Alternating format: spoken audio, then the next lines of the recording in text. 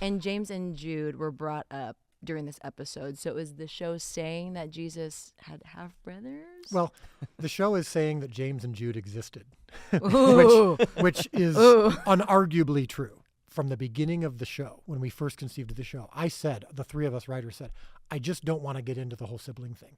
So I happen to believe, personally, I'm not afraid to say, I happen to believe that he had siblings.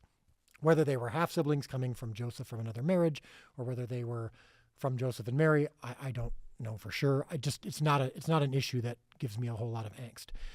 But we know that James and Jude existed, and whether or not they were cousins or siblings, they were with Mary. Right.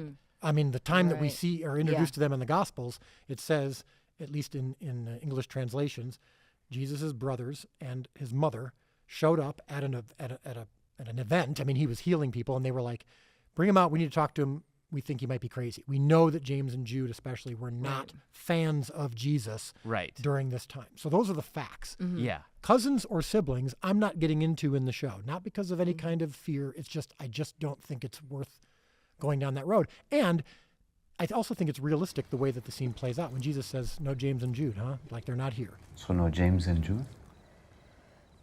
Whether they were siblings or cousins, he wouldn't say, no, my brothers James and Jude aren't Right, here, are they? right. Or my cousins James and Jude. He just would say their names. So strictly, if you're just watching the show, we don't take a formal position on it.